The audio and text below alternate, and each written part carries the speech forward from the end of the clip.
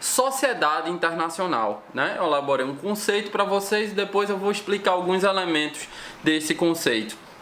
A sociedade internacional é formada por um conjunto de vínculos entre diversas pessoas que são independentes entre si e heterogêneas, que convivem por diversos motivos e que, pela natureza conflituosa e a importância desta relação, exigem uma série de regulamentações que são feitas pelo direito internacional público. Esse é o conceito de sociedade internacional, né?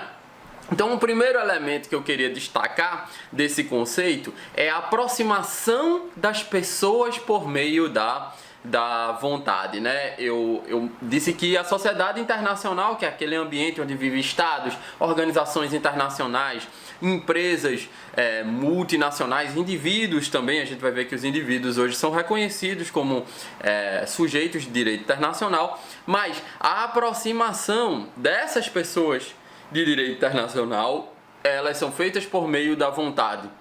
O que significa que, em regra, o direito internacional ela precisa do consentimento das pessoas. Ou seja, um tratado, em regra, não é aplicado a determinado sujeito de direito internacional, determinado Estado, se ele não assinou esse tratado. De modo que, por mais que isso seja contraintuitivo, no direito internacional, o tratado é mais parecido com um contrato do que com uma lei. Então, o consentimento é um dos princípios basilares do direito internacional.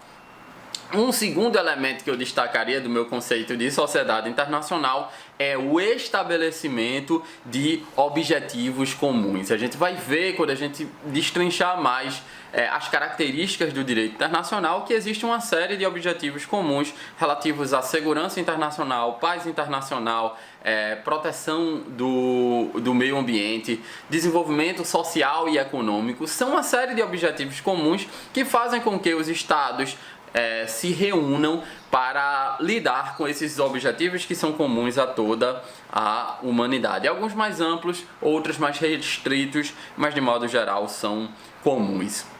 E o terceiro elemento é a necessidade de regulamentação da disputa entre esses países, porque os interesses dos países são diversos, né? Se a gente não vivesse num mundo em que não existisse interesses diversos, a gente não precisaria do direito, mas a gente lida com interesses diversos, então a gente precisa do direito, e se a gente está falando de sociedade internacional, a gente precisa do direito internacional.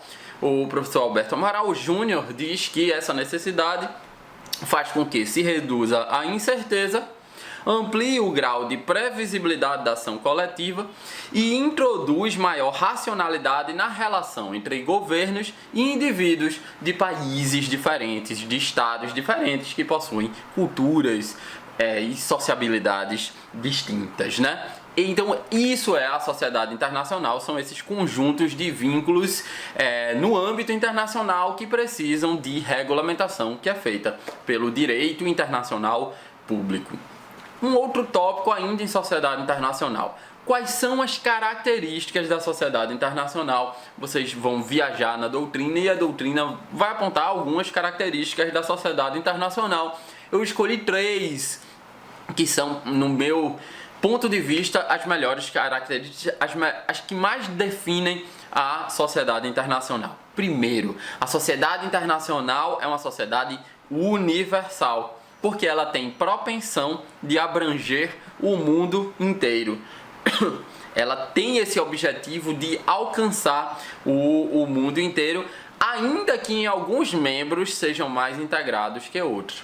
Por exemplo, o nível de integração atingido pela União Europeia é um nível tal que não foi atingido, por exemplo, pelo Mercosul, pela Comunidade Andina de Nações, pelo NAFTA, pela Comunidade dos Países de Língua Portuguesa e várias outras organizações internacionais, outros acordos de integração regional. Então, o nível de integração entre os países é diverso, mas a sociedade internacional tem essa pretensão universalista, tem a pretensão de abranger o mundo inteiro, vide, por exemplo, a Carta das Nações Unidas, né?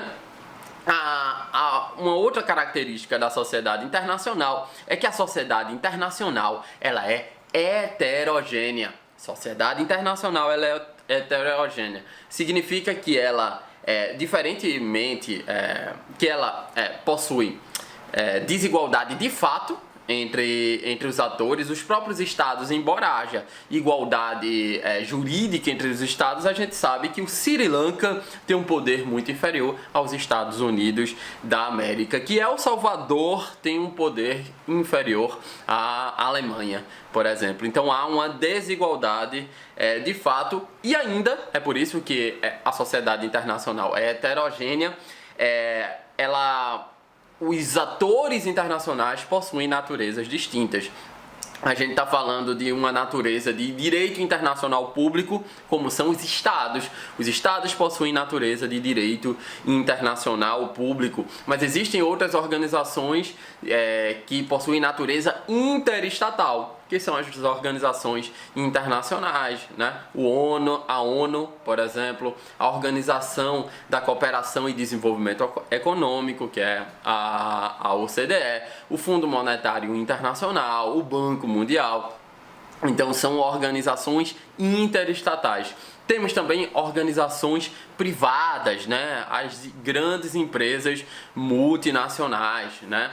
As organizações internacionais não governamentais, como aquelas organizações de defesa do meio ambiente, como o Greenpeace, por exemplo. E atualmente é reconhecido também o indivíduo como sujeito de direito internacional, né? Então, por isso que a sociedade ela é heterogênea, convive estados, organizações internacionais, empresas multinacionais e indivíduos, né?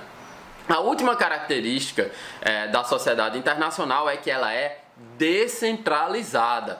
Diferentemente do que ocorre no interior dos estados, onde, por exemplo, a produção normativa é centralizada em um poder chamado de legislativo, na sociedade internacional não há um poder central, não há um governo mundial onde emane todas as normas internacionais. Por exemplo, o tratado é feito entre atores diversos, né? E às vezes existem regras de tratados que, pelo princípio do consentimento, do acordo de vontades, só servem para regular a situação de determinados estados e não para regular a situação de outros estados. E isso gera também conflitos. Então, a sociedade internacional não é centralizada, mas sim descentralizada.